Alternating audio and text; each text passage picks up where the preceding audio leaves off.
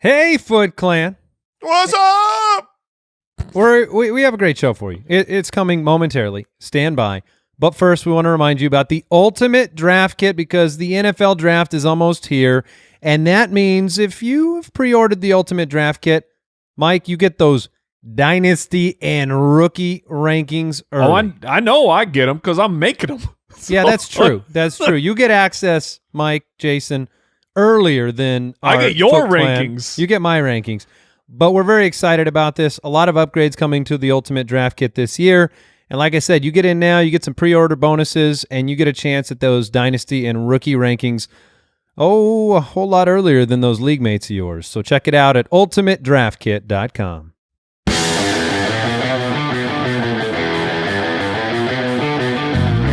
Welcome to the Fantasy Footballers Podcast with your hosts, Andy Holloway, Jason Moore, and Mike Wright.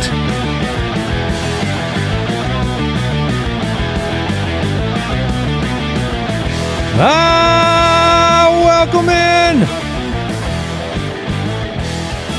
The Fantasy Footballers, excited to be with you once again. Thursday, April 16th. Mike and Jason joining me. I'm Andy Holloway. What's going on, everybody? Al Borland, Judge Giamatti standing by. Enough of you, Jason. I am freaking out excited for next week. This coming week is going to be incredible. We have big announcements. The NFL draft is happening, and I am like full into rookies right now. I cannot wait. I'm so footballed up right now. I just want you two to know how You're football-y footballed I up? am. Oh, I'm Sitting in your high rise, That's right. I'm up on the penthouse. quarantined and watching film. That's right. Yeah, Mike, how are you doing? Any breaking news from quarantine land? We're doing all right. We're doing all right over here. The breaking news would be I had eggs and potatoes for lunch. Oh. That's the breaking news. That's the world we live in, man. Breaking news. Let's check There on were- Jason's Dinty Moore soup count. Oh, yes, that's a great point. How many cans of Dinty Moore soup have you consumed? First of all, I know I'm Mr. Canned Food, but they aren't cans. They are packages. You just peel and microwave. It's fantastic. What? Yeah. I have to they've look this upgraded. up. You can come over and pick up. I'll leave them on the porch. You can come get 20 or 30. I've got plenty to spare. But they are Go delicious. ahead. I'm down 3. I've eaten 3 of them. We've been buying our groceries online, which means that there are a lot of those situations where you get the replacement, where someone Yep. is shopping for you and they say, would you prefer this or that? We did one of those, and then we got the milk, and the milk came a carton without the twist off. It was like an old-fashioned, the like bend and open milk cartons. Called the Bend and Smush. What, like The Bend and a Smush. school lunch? Yeah, like a Yes. school lunch top. So the milk They we still got, make that? I didn't know that either. It shocked me. I was like, it was just very strange. The other problem with online food ordering is produce. If you ask for bananas or avocados or whatever, you're getting the worst ones. The people that pick that stuff You're getting out the are like, uggos? you're getting the ones where it's like, well, leave the good ones for the customers who walk in and know what they're getting. Yeah, what are you going to do? Speaking complain? of eating, Jason, the Jason Eats follow-up video, we're all very, very excited for that thing to drop this Friday. How's the filming going? Has it happened? It is about to happen as soon as we finish recording this. Very and nice. I'm not looking forward to it. All right, well, are you hungry right now? That might change am your actually opinion of the dish. I am actually starving at all times. So yes, You're hungry. always ready That's my to secret. film, always ready to go. I'm always hungry. You can see all of our episodes, including the very special once a week Jason Eats episodes, youtube.com/thefantasyfootballers. Jam-packed show, diving into quarterbacks. If you're watching on YouTube, you can see I am getting very political on the show today. Guys, don't hold me back. Don't stop me. I support this platform. Do you? Yes. Okay. Because I am going Murray Hopkins 2020 for president. Oh, I thought you were Fantastic. calling for co-MVPs of the NFL. That is acceptable, Mike. Or that- one Super Bowl MVP, one regular MVP. I think you'd go president, vice president, Super Bowl MVP, regular MVP. All of these things work for me. But no, very excited to get into it on this show. Talk about Kyler.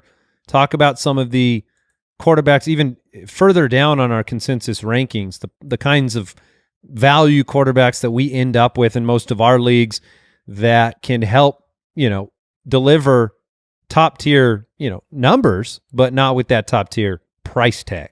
Right. And then you can find us on Twitter at the FF Ballers, Instagram.com/fantasyfootballers. Quick question ties into the draft. Jason, you said you're very excited. Stoked. He's footballed up. He's footballed up. What are you most looking forward to? For me, it was just news stories, the rookie rankings and dynasty rankings. The fact that we can dig in, the fact that you can kind of wrap your head around a roster for these teams. Why is it no longer that? Yeah, you did Sorry? say it was. You were very emphatic on the past tense there. You said for me it was. It was all of that. But now it's my political platform, Murray Oh, Hopkins okay. All right, 2020. there we All go. right. For me, I'm looking forward to the supreme technical difficulties. If this thing goes off without a bang, I and the world will be so not surprised, disappointed.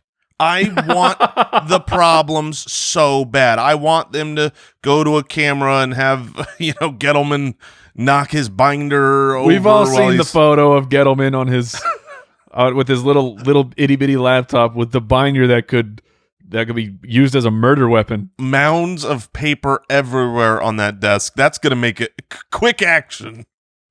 There I will be s- jokes. There will be lots and lots of jokes based on watching each and every room, and the memes that are coming out of this thing. It's Oh, going to be yes. great. But for They'll me, be the ridiculous. actual football thing I am looking forward to, I want to see how high Jonathan Taylor goes because I think he's a supremely talented back, the best back in this class, but it doesn't seem like he has the buzz or the team needs at a high position. We talk about the other, backs that have gone in the top 10, whether it's Leonard Fournette or Christian McCaffrey or Zeke or these guys. It just doesn't seem like that can happen for any running back, but, especially for Jonathan Taylor. So that to me is the one thing I'm watching for. Is he going to go in the first round? Because he needs that draft capital, that team to invest because he can carry that massive workload. And I hope a team is investing, in telling us with their actions, we're going to give it to him. We have draft related shows and draft reaction shows coming up pretty much all next week. Mike, what are you most looking forward to? So I am most looking forward to our big announcement that is happening next week and the follow-up to said announcement. That's what I'm really looking forward to. Okay. It's going to be very, very special, but to not just leave people with the tease of what's going to happen next week. Sort of like Jason, he wants to see how high Jonathan Taylor Thomas goes. I want to see, does the NFL actually believe in this wide receiver class the way that fantasy and dynasty players have been touting them for it seems like 2020 wide receivers have been being touted for about 8 years now in dynasty land. So will 4 or 5 somehow end up in the first round, or will it really just end up being Judy and CeeDee Lamb as the only first-round wide receivers? It's interesting to me, the depth at the position and the fact that there are legitimately, more than 5 players that could be star NFL wide receivers.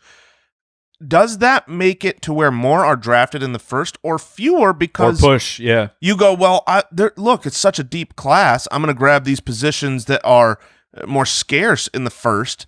And I'll grab, there's 4 guys I love, so I'll grab one of them in the second. Does it end up actually having the opposite effect on draft capital? Or does the run happen where we had a couple years ago where it seemed like the wide receivers were not going to go early, and then all of a sudden it was Corey Davis. Was that also the Mike Williams year? Corey Davis, Mike Williams, and John Ross or stuff like they just rattled off in those first few picks. I'm just to follow up on your Jonathan Taylor comment. I'm now curious because based on you saying you're excited about that infers that Jonathan Taylor's your number one before the draft, where Yes. Swift is mine. I saw Silva come out with his list this past week. Mike, who do you have at the top of your running back board pre-draft? Do you have Taylor? Yeah, Taylor's at the top. He's the guy I like the most. And it's a little bit different for me because I usually fall in love with those guys who have the massive production in the passing game. But I believe that Taylor can be an absolute just beast of a man on the ground, and I think that his hands are solid enough that he could like Leonard Fournette. No one envisioned Leonard Fournette as a pass catching superstar, and not that he was necessarily great with all the opportunities he had last year, but he still caught a whole bunch of passes. Like, I think Jonathan Taylor can do that, except be a far better running back overall than Fournette. All right, let's talk news. News and notes from around the league. All right, let's start here. A report this morning about Joe Mixon, quote, prepared for a holdout if they can't reach a long-term deal. He is obviously vastly underpaid in the moment. I think he's on the books to make like $1 million this year. Does this concern you right now, or are we just so far out that it's not of great concern to you? Concerns me immediately. If you threaten a holdout, then there's a really good chance you end up missing games. And so, yeah, I think this has an immediate effect. If you're doing best ball drafts, if you're doing some kind of startup draft now, I would certainly at the very least tie break with other guys in his tier that don't have the threat of non-injury missing games. It's interesting. The Bengals do appear ready to work with him on a new contract. The McCaffrey signing certainly, I don't have any quotes from Mixon himself. This is a report out of The Athletic, but you have to imagine that contract gets your brain going. I believe that Mixon did a cartwheel when he saw Christian McCaffrey's contract. He looked over, he said, I'll have one of those. Yeah, and the Bengals did I'll have the same, please. The Bengals did the sit on the wall and slide down maneuver. I think they'll get a deal done. I'm not concerned yet, but obviously when you hear the words holdout and what we faced in off seasons in recent years with certain players. Hopefully Joe has watched specifically like what happened to Melvin Gordon, where we don't have the numbers of what the Chargers were offering him, but I'm going to put the probability at 90+% that they were offering him more money than he got from his new contract this year with his 2-year deal. All right, speaking Tuesday, new Panthers coach Matt Rule, Ja Rule, said he wanted to avoid having Christian McCaffrey on the field for every snap. This is not the first we've heard of that. We had reports earlier in this offseason. People reached out to me talking about the fact that they have been keying in on some of these available rookie running backs to try to reduce the load of Christian McCaffrey. And then, of course, they went out and paid him all the money in the world.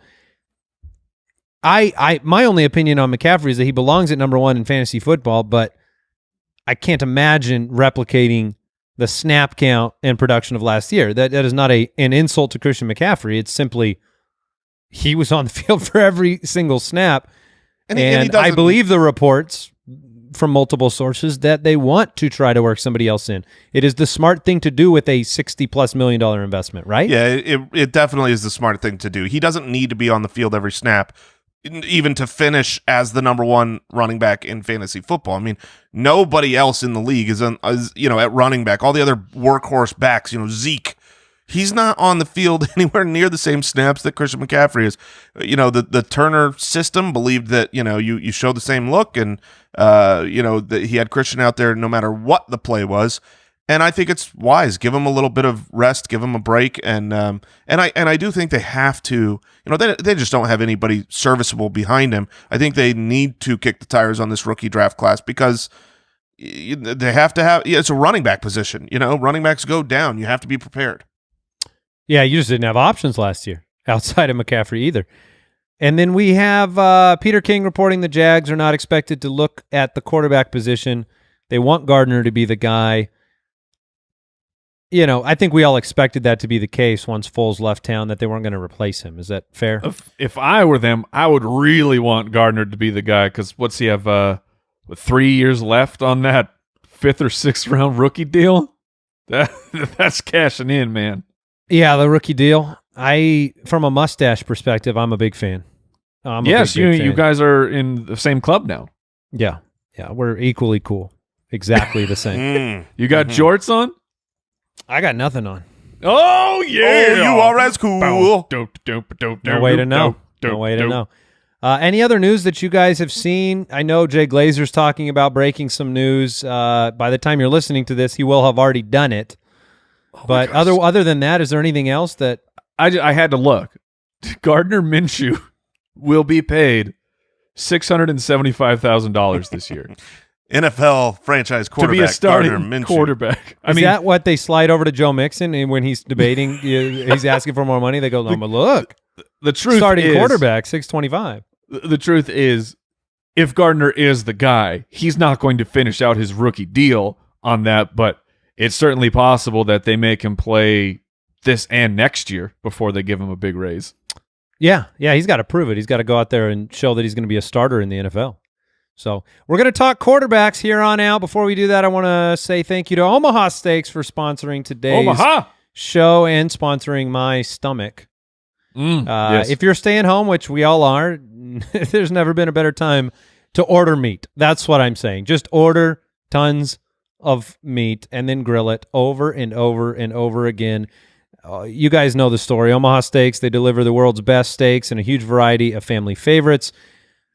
My son, he cooked up them caramel apple tartlets the other night. I was going to interrupt you and say, look, buy the meat, that's correct, but don't forget the caramel apple tartlets. I can't even tell my kids about it. I got to hoard those things for just me. Those get Yeah, hidden you in the get up freezer. real early in the morning, Mike, and you cook those up and you eat them I can't all. believe Omaha didn't send us the apple tartlets again. Oh, they left them out of the package again. Yeah. I'm going to send them a note. There you go. They deliver quality and safety with every order. And if you're stocking up on the things you need, don't forget all of the different foods that you love. Oh, their burgers are so good. Right now, the Omaha Steaks limited time stock up sales available for our listeners to help your family stock up on the food you love. Go to omahasteaks.com and enter the code footballers into the search bar and unlock savings unique for our listeners. For the Foot Clan, there's a variety of ready-to-ship stock-up boxes available now. By entering the code footballers in the search bar, you can save more than 50% on your order and get free shipping on orders of $69 or more. These packages are perfect for families, and they're ready to head straight for your door with free shipping. So visit omahasteaks.com, and remember, type footballers in the search bar to shop today. Foot Clan, we also want to thank Manscaped for sponsoring today's show. Long time, a personal favorite sponsor of mine. They are the only men's brand dedicated to below-the-waist grooming and hygiene, and their Perfect Package 3.0 kit comes with a new and improved Lawnmower 3.0, waterproof, cordless body trimmer, a ton of other liquid formulations to round out your manscaping routine. They got anti-chafing deodorant. They got moisturizer. They've got everything it takes. The things that, look, you're at there and you're thinking, you know what, I'm fine. I live my life like it's the 1950s. You're not fine. Your partner will tell you you are not fine. I am telling you you are not fine.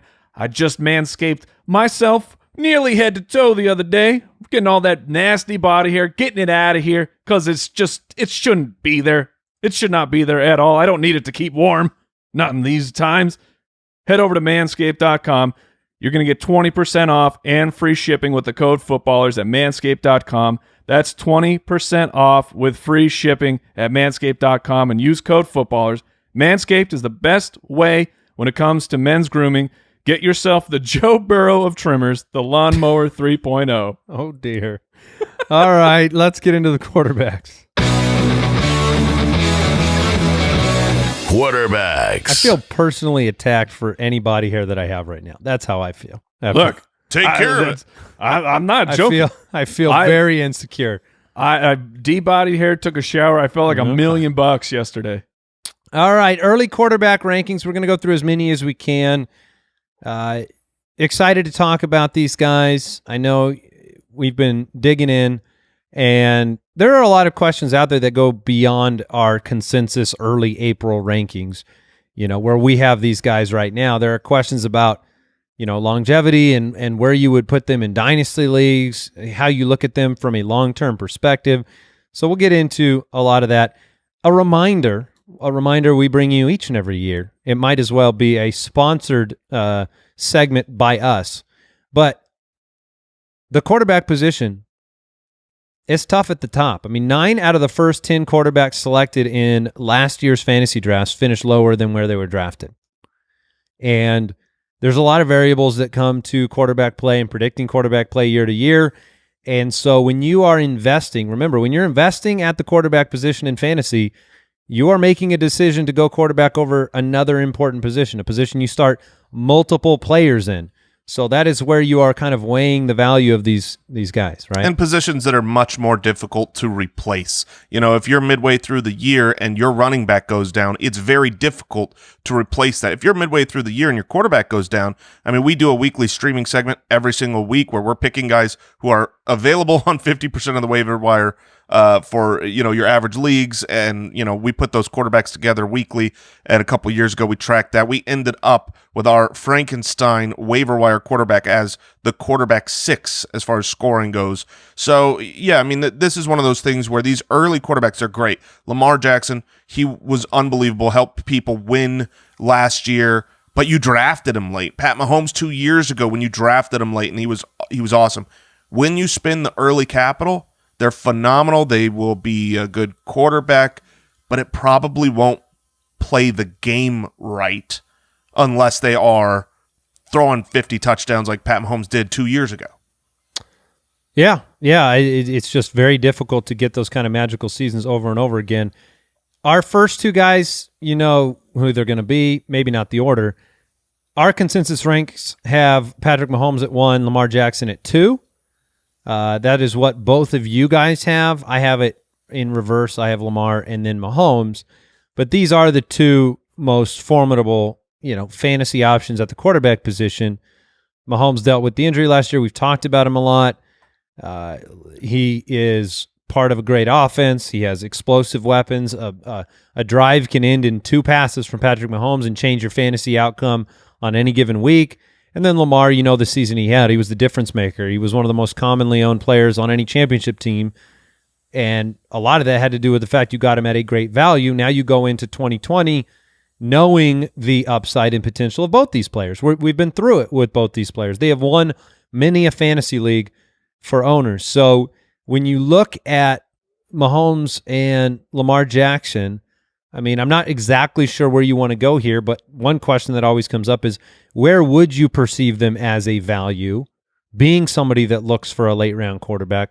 What round would you say, okay, this is just too low for me to pass up? Some of that's going to depend on obviously how the ADP of other players pairs out. Late in the third, I would be a little curious. I would, you know, and it's getting a little higher. In the fourth round is probably the closest that I would actually pull the trigger on either guy. But usually in those third and fourth rounds, there is a very solid running back or wide receiver. And obviously I've only got, you know, 3 other players. So I think the fifth, I would take them all without a doubt, and they will never be there in the fifth. So I don't expect to have Pat Mahomes or Lamar Jackson. Mahomes is my number 1, Mike's number 1, Andy, your number 2. Can't complain about that. But Mahomes had relatively a down year this last year, but he was awesome. He started the year phenomenal. And then, you know, okay, in weeks 4 through 6, he was disappointing because even though he was a quarterback 1 every single week, it was a lower end quarterback 1. Then he got injured, so that game doesn't really count. He had a meh game against the New England Patriots, which everyone did. Their defense was unbelievable. Denver is when he got injured, and the Week 17 game. He was actually phenomenal all season, and I think, you know, if I have to bet a house payment on who finishes fantasy with more points this year, I'm going back to Pat Mahomes because Lamar Jackson's touchdown rate was just too unsustainable. Mike, if the Ravens added a significant top-tier weapon at wide receiver in the NFL draft, would that sway things for you at all?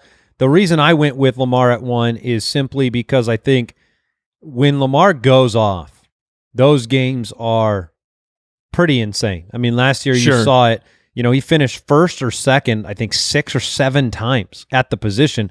That's something that Mahomes only did 1 time through the course of the year. So there was a little bit more disappearing from Mahomes. It's splitting hairs, but is it the weapons for Lamar or just the special season that you expect to regress, or are we should we not even talk about it? It's regressing the special season. A touchdown rate of 9% it's just impossible. We've seen time after time when a player has a touchdown rate that's over about 7%, the average drop is multiple points. It's a very, very substantial drop. Again, arguing Lamar Jackson at number 2 seems like a ridiculous thing to be doing.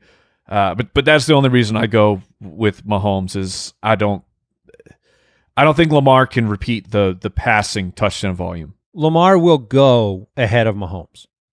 Yes. In all fantasy drafts, mostly. I would, Dynasty might be different, a different story. But in a redraft, who do you got? Who would you rather have?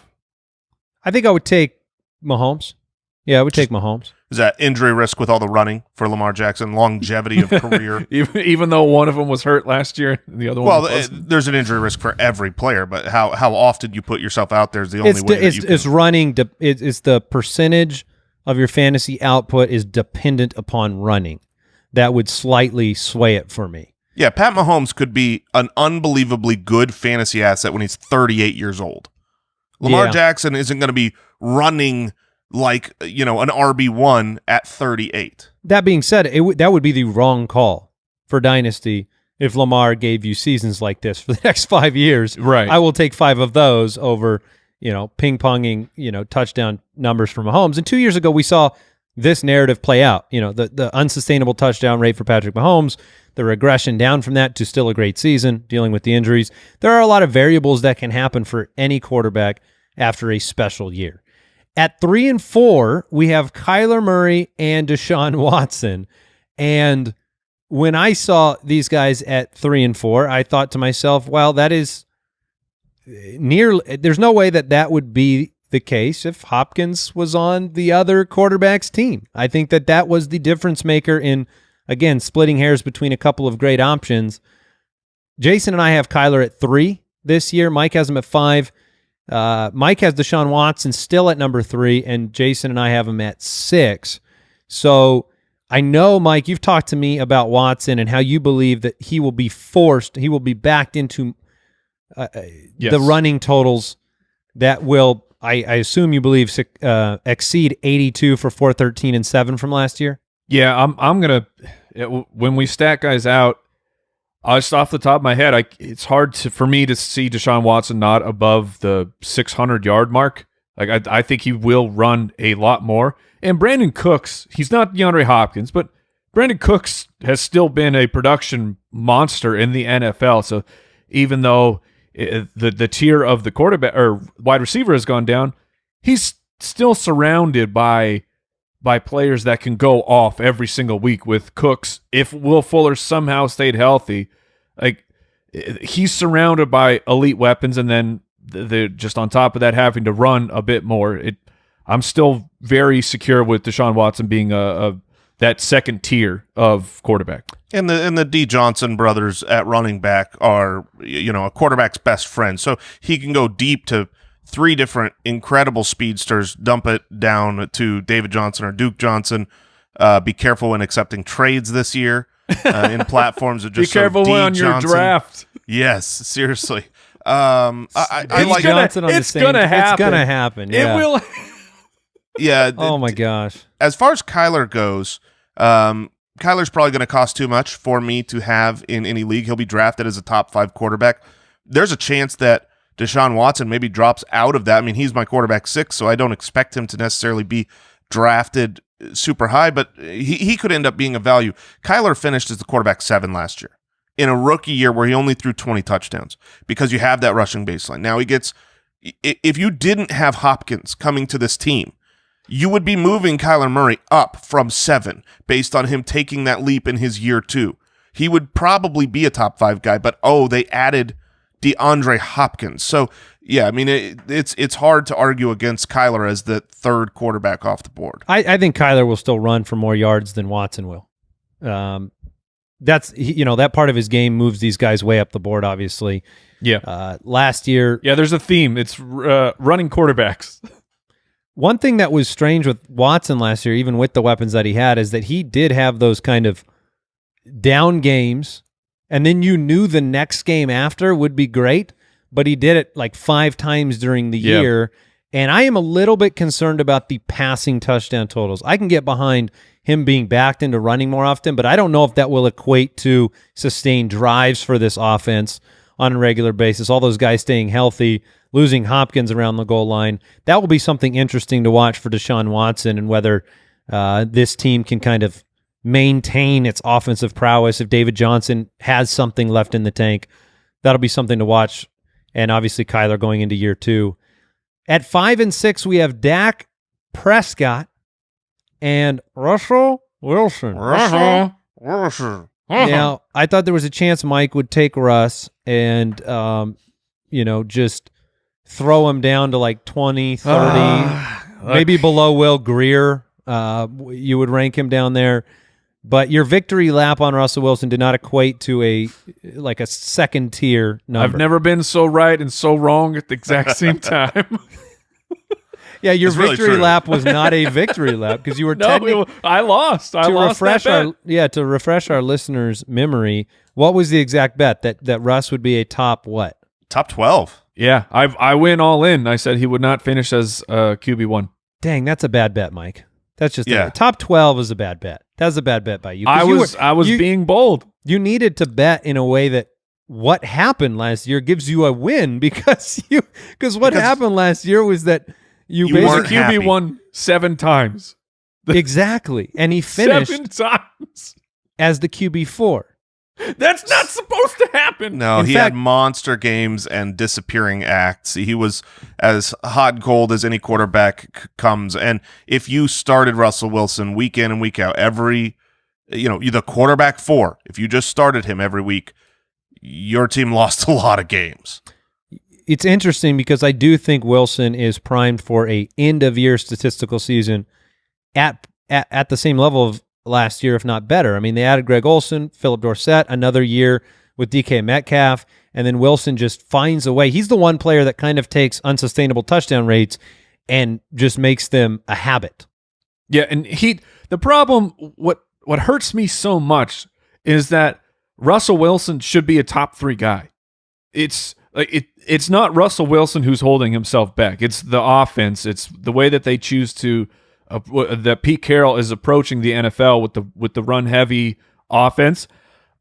I can't argue with the results. For the most part, the Seahawks have been extremely successful in the last few years. It just sucks to see a player of Russell Wilson's talent and ability to be hamstrung by the guys in charge. It's, by the way, 30-plus passing touchdowns in 4 of the last 5 years for Russell Wilson. That's insane. This is where fantasy football kind of ruins the appreciation for ordinary NFL success, right? Because they've been, like you said, they've been a great team. They've had better years than we expected them to do based on the rosters that they were putting out there over and over and over again, validating a system that doesn't lean on Russell the way that Kansas City leans on Patrick Mahomes. But we all just have that curiosity. We want to see what would Russell do if he was with Andy Reid or in a system that let him chuck it. He would dominate. That's what he would do. So back to Dak, our number 5 quarterback. I was surprised to see both of you guys have him up at number 4. I've got him down at 7. Obviously, he finished quarterback 2 last year, an excellent season. The changes in the offense with the new head coach, Mike McCarthy, coming in, the fact that he threw for 596 passes last year, I don't expect them to stay that pass heavy. However, they did retain the same offensive coordinator, and historically speaking, Mike McCarthy was always yelled at for not running the ball more. So, what are your guys' reasons for putting Dak up at 4? This is a respect thing for me. I mean, he just had a solid fantasy year where Amari Cooper disappeared at times, was injured at times, and the weapons, Gallup coming into his own at the position. I just think the weapons with what they're going to put on Dak, he belongs in that top 5 for me after the QB2 finish. Mike, what were your reasons? Yeah, that's it. His weapons are fantastic. I kind of alluded to it during our wide receiver talk that I think that of the teams that have a chance to have 2 wide receivers in the top 20, I think that Dallas has some of the highest odds in the NFL. On top of that, Dak is a really, really good quarterback. I mean, he was one of the most accurate guys going down the field last year.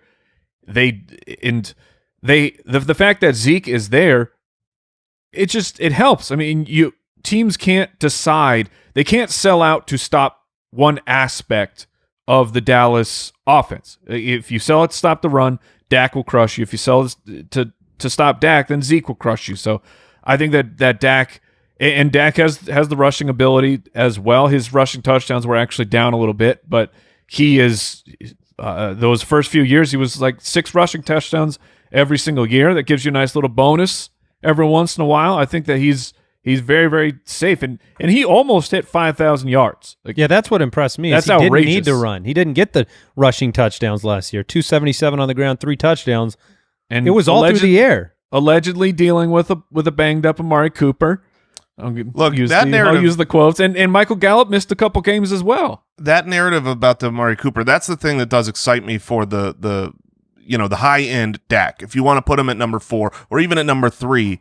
Because you look at how he was the first 11 weeks of the season, he was unbelievable. From week 12 on, 4 of his 6 games, he wasn't even a top 15 quarterback.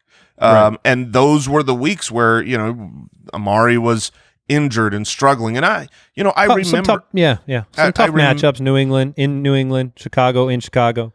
Yes, tough matchups. And, I just want to remind us all, do you remember the games where Amari Cooper was out there and he was just a decoy? I mean, he looked like he couldn't run. He couldn't cut. Right. He just was a guy struggling to exist on the field. And so, there is upside if both those guys stay healthy and Amari Cooper isn't just the 50-50 man, but if he's actually the $100 million man, then Dak should finish great. All right. At 7, Josh Allen, 8, Drew Brees. Allen is kind of the inverse of Dak in terms of the rankings with Mike and I and Jason. Jason has Josh Allen up at 4, the addition of Stephon Diggs. The Bills, I'm a big Bills fan this year. Josh Allen passed for 3,000 yards last year, 20 touchdowns. I'm fine getting behind him, taking a bit of a leap. Obviously, he can run the football. I have a hard time getting up to 4, but I'd love to see it, Jay. I'd love to see it.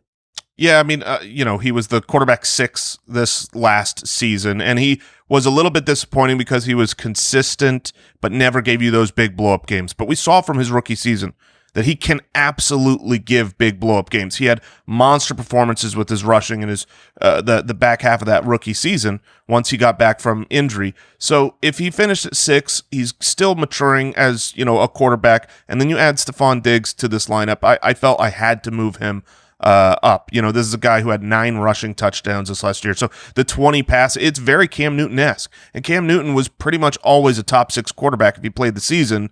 Usually a top 3 quarterback because you had so many rushing touchdowns that when you get down near the goal line, he is your most effective weapon at running the ball in. And so, how would you feel if he had 29 passing touchdowns and all those better?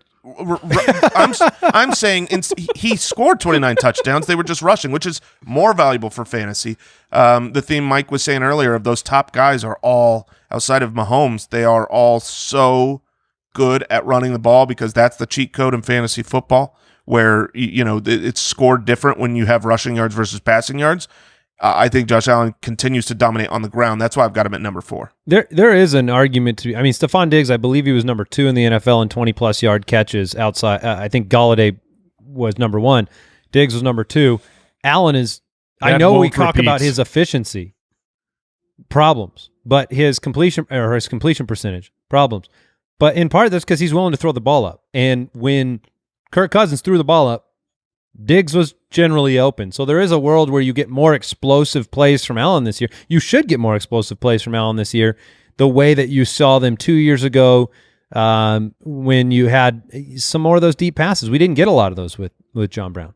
Yeah. Well, I mean, there was still quite a few of them. Josh Allen was a far smarter quarterback this year, which that's great. I mean, we need to see him progress and become a better player. The problem with me buying into Josh Allen really being rush heavy is his rookie year at the end when he really went off. It's because his his top two targets in that offense were Zay Jones and Kelvin Benjamin. This year, the rushing clearly went down. I mean, it dropped from 52 yards a game down to 31 because he had capable weapons, and now they've added in possibly whatever. Stephon Diggs is a top 10 wide receiver in the NFL. It takes away from Josh Allen's desire to run. Like, he doesn't have to put the entire team on his back when they're trying to make a playoff push at the end of the year. He's got weapons. So Josh Allen will be fine, but I think it's a bit more of the same for him this year. Drew Brees at 8. Drew Brees had a incredible season, marred by injury, but in my opinion, one of the biggest winners of free agency. Emmanuel Sanders arrives in New Orleans. This is probably Drew Brees last year. I don't buy into the fact that Sean Payton had made it kind of a mistake. And then when you follow that up with signing an eventual contract with NBC, Drew Brees signing the contract saying, as soon as I do retire, I'm yours, which this is new. This reminds me of like a recruiting deal for like a high school athlete going to a college. This might have to happen now with the success of Tony Romo. Players are going to start signing eventual contracts. Yeah, Tony Romo, I mean, he got himself paid, but he got a lot of other players paid too. Yeah, and so and these quarterbacks are seeing that they can maybe make more money in their post-career than they can. I mean, Romo's making more money now than he ever did playing. That's crazy. Brees sitting at 8, that seems like the right place. We've got them all similarly ranked, 8, 8, 7. You certainly don't get mobility with Drew Brees. You get efficiency with Drew Brees. That's what he's going to give you.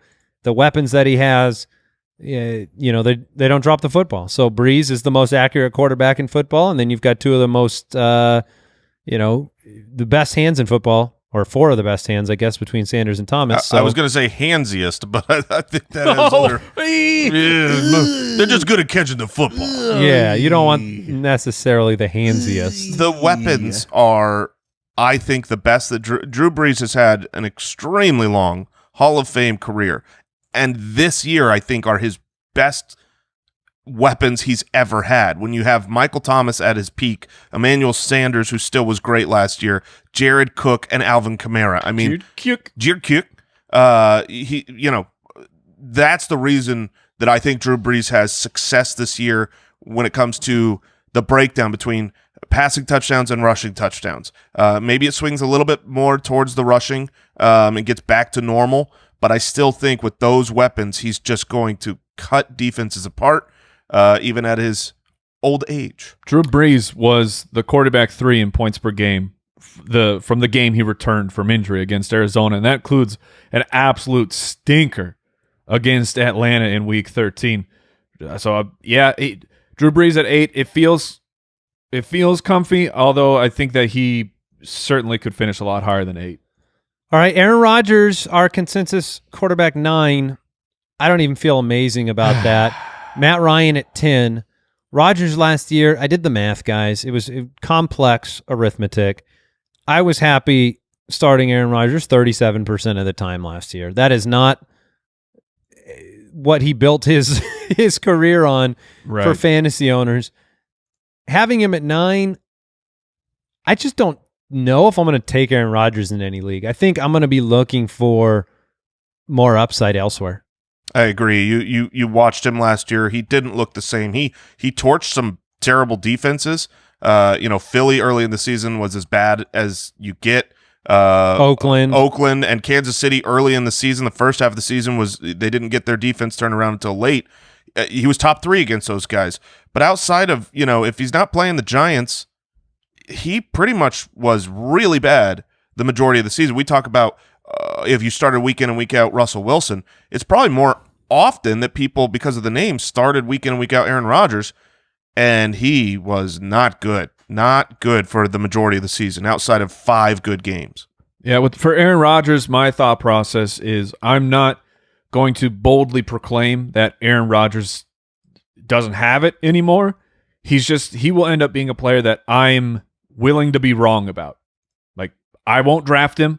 If he goes off and he has another great fantasy quarterback season, I'm happy for him. I'm willing to be wrong and pass on him.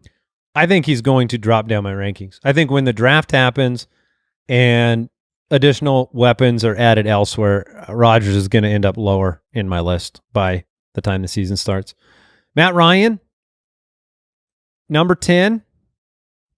Last year was interesting. Ended up still over 4,400 passing yards, 26 touchdowns, 14 interceptions. Todd Gurley arrives, but Austin Hooper's out the door. They added a Hayden Hurst. They might add another weapon in the draft, but where are you with Matty Ice? He's just a solid quarterback. You know what I mean? Like he's not one of those guys you're excited for. You're not going to take him high for some crazy great finish. Now, Jason, you've been firm on the ping pong narrative, and it came true. If you're looking double digits, QB 7 in 2014, then QB 19, Highly then QB 2, mathematical. then QB 15, then QB 2. Last year, QB 11. That means this year he has to be the quarterback too, These right? trends continue. I think that's how math works, and so you are correct. It's going to be tough when you lose Austin Hooper to be much better, but he did miss a game in there and was injured for another. So I think that this is a better season for fantasy upcoming in 2020 than before, but I don't see him as a top flight option. I will almost certainly bypass him in my draft. I'm not excited about upside, about monster games, about week winning performances. He's just a solid back that at the end of the year will finish, as probably a quarterback 1, low end quarterback 1, and that's not what I want. That's the first time I've heard a quarterback called a back before, but I guess it's accurate. I mean, I guess that's true. He's a Q back. He's as much a back as our back. I think I would take. I mean, they're back to back in our rankings here. I think I would take Matt Ryan over Rodgers most of the time here. Oh man! If they cost the same, I would take Rodgers. But it is brutal. Yeah, it is. It is. Man. All right. 11 and 12. Carson Wentz at 11. Matthew Stafford at 12. Wentz just 10.4 yards per completion last year, the third worst in football. It is a fair story, narrative, whatever you want to call it, to say he had no one. I mean, that is true. He had a beat-up offensive line for a large period of the year, and he had no wide receivers for a large period of the year. Lost Djax, lost Alshon for a little bit, still had to have Nelson Aguilar on the field. Those are 3 strikes, 3 strikes against you. Yeah, I mean, you saw it at the end of the season when Boston Scott became a primary. Greg Ward. Yeah, became a primary target. So, you now granted, you say, okay, well, what's really changed? Hopefully Djax is healthy, but he's older and he always misses games. Alshon, hopefully he's healthy, but he's older and he always misses games. It's like, are you going to have confidence in Wentz if they draft, a Jalen Reagor as a year one, now Carson Wentz is going to be better? I'll have confidence and I'll wince. Okay. Oh, That's what I like it. That's what I will do. Yeah, I like it. With Matthew Stafford, I know that you are excited about his potential. Sitting here at 12, do we think that this is the value pick that has stood out from our list so far? So far, yes. Yeah, I would go that way. He only played 8 games, but in those 8 games, he was a top 6 quarterback. 50% of the time, he's surrounded by 2 great wide receivers. Maybe we can get an entire season of Kerryon Johnson. Maybe I don't really know. Fingers will be crossed. But I don't see any reason for Stafford to change the way that he was the way that he was throwing it down the field. Like when he was active, he had the most Stafford passes. was great. He had the most passes of 20 plus air yards. Like he was getting after it like vintage Stafford. The back injury, I mean, this is multiple years in a row now where we've had Stafford have an injury problem. So that is certainly a concern.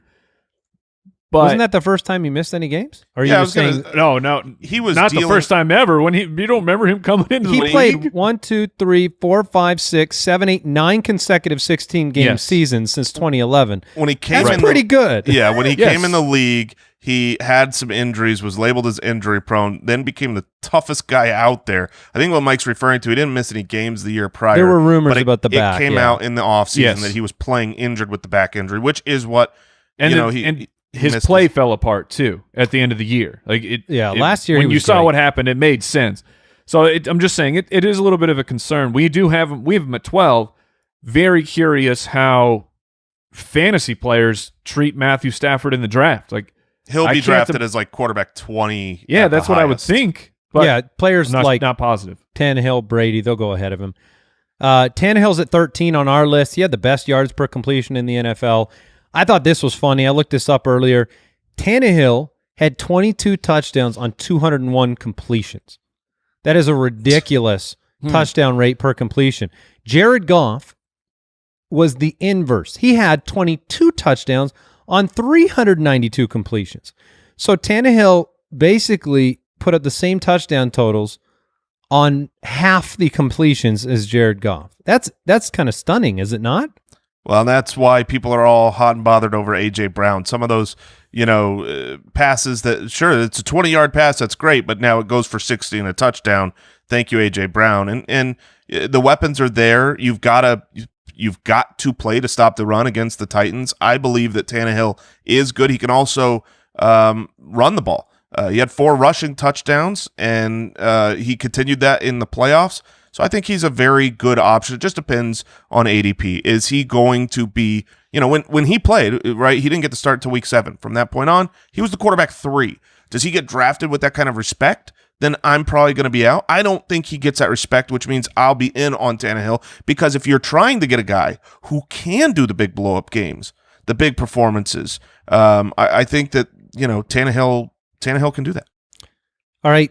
Wentz at 11, Stafford at 12, Tannehill at 13, Tom Brady at 14. I want to remind listeners, 7th most passing yards last year in the NFL, 4th most pass attempts, 5th most 20-plus yard completions to the noodle-armed concerned. Baker at 15, not a good year last year. 3rd worst completion No. percentage, sacked 40 times, 21 interceptions, 4th worst turnover rate overall in And football. looked like every single one of those stats you just said. You know what I mean? Like sometimes Oh, these yeah. stats are Yeah. misleading. That was just like, it doesn't matter if you're a film guy or a stat guy, analytics, it was all bad for Baker. For the record, he will not look that way again because the Browns just introduced much better uniforms. All right. I You don't get a uniform bump? big uniform bump. The stripes are fire. Well, I'm saying, like, I mean, if you feel better about how you look, maybe he performs better. Yeah, more stripes, less turnovers. That's what they say. Daniel Less Jones. commercials, more touchdowns. Daniel Jones at 16. That is Mike's fault. Yes. Big Ben at 17. Jared Goff at 18. Fault, you mean that he's that high? Correct. You're to blame for that high of a ranking for Daniel Jones. But it's okay. I don't mind it. It is ironic because he's at 16 and Andy and I both have him at 17. Oh, do we? Yeah, I do. I don't have our individuals there. How dare you move him up one spot? Yeah, I mean when I look at Daniel Jones, the amount of kind of gunslinging he did last year, it had its ups and downs to it. But it's hard to look at him and look at Baker, and then if for some reason the Browns do lose Odell Beckham, I mean, how do you get excited about Baker, Hooper, Landry? I mean, this is going to Right. be on a Stefanski-led team. This will be the Nick Chubb, Kareem Hunt show with Baker managing an offense. In that case, I would be going Jones over Mayfield. And you can't just bank on draft capital to make Mayfield a great fantasy option. It doesn't work that way. Like Otherwise, Daniel- Sam Darnold would be here.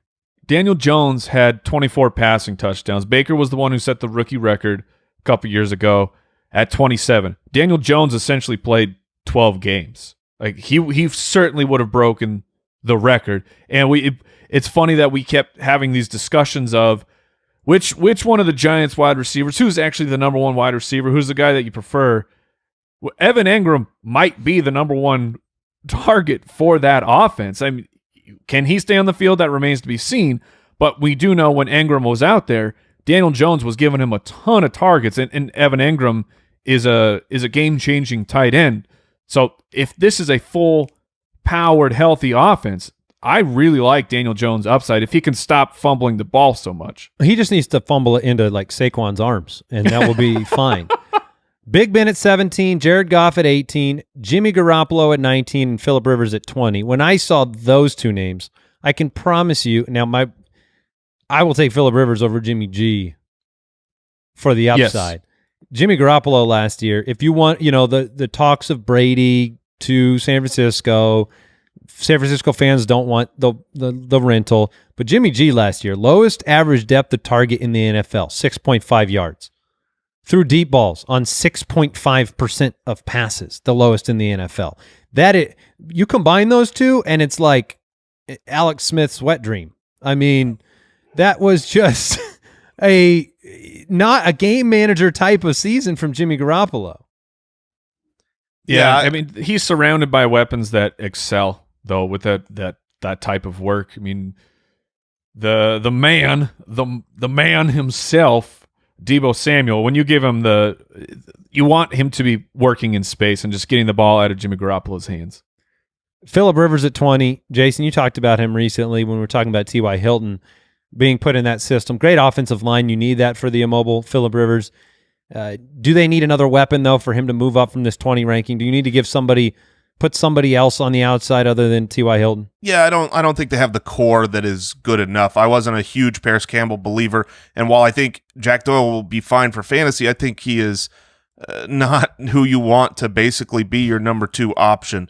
If I'm in this range, the 2 guys that I like are Ben Roethlisberger and Jared Goff, because both can explode, have big games. Those last 5 weeks when for Goff, he was pretty better. good, and that was with the system where you had Kupp and Cooks splitting time. So Goff is a little bit intriguing to me because he'll be free. Nobody's drafting him, and then of course Big Ben was great for fantasy, but then got injured. Now people aren't going to want the older guy that they haven't seen post-injury, so he will probably be free. And if he comes back to health, then you just are stealing a great fantasy option undrafted. There are several completely undrafted quarterbacks this year that at least have a pathway to being a really great fantasy option. Yeah. And is this the part of the show where I am able to get political again and stump for CeeDee Lamb to Arizona? So that way... Yes, just it's Murray Hopkins, but also CeeDee Lamb, maybe, and then Fitzgerald, and then Kirk, and then Isabella, and no offensive line. Yeah. This is the part? Then trade up for Judy. Aren't you willing to vote for that platform? I'm in. For fantasy, sure. For fantasy, that's all I care about. Also, Super Bowl champion Arizona Cardinals on the way. All right, we want to thank Pristine Auction for supporting the podcast. Great friends of the show. And Allen Robinson signed jersey, $58.50 yesterday at pristineauction.com. They're hearing Jason disrespecting Allen Robinson. Let me tell you something. Part of the brilliance of Pristine Auction is not only getting a great autographed piece of memorabilia from a favorite player very inexpensively, but it's that when you do that, you have something to brag about. Yes. It's like, I stole this for this price. You have preseason power up.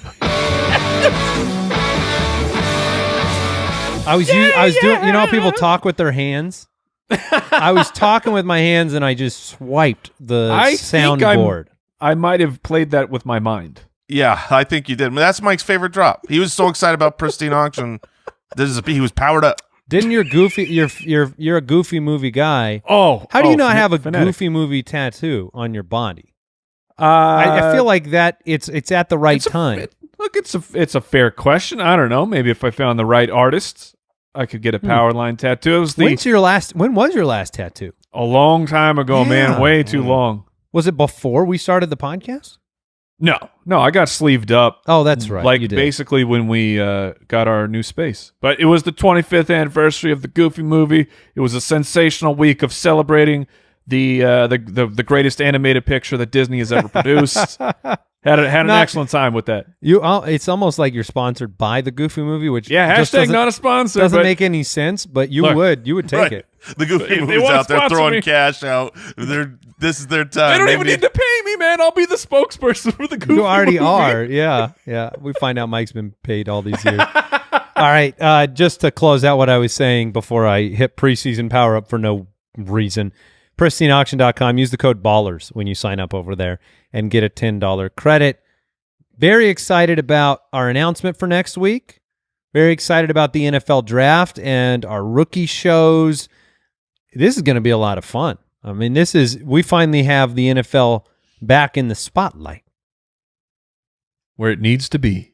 I'm The guys are nodding. excited. Well, Yeah. Jason's just footballed up. Yeah, in his high rise. Footballed up, footballed out. You know what I'm saying? That's what Mom always said. All right, Foot Clan. That's it for us. Thanks for tuning in, for listening. Check out Jason Eats tomorrow on YouTube. Goodbye. Thank you for listening to another episode of the Fantasy Footballers Podcast. Join our fantasy football community on jointhefoot.com and follow us on Twitter @TheFFBallers. And Foot Clan, as you're stocking up on things you need, don't forget food you'll love with Omaha Steaks. Right now, the Omaha Steaks limited time stock up sale is available for the Foot Clan to help your family stock up on the food you love. Go to omahasteaks.com, enter the promo code FOOTBALLERS in the search bar, and you could save more than 50% on your order and get free shipping on orders of $69 or more.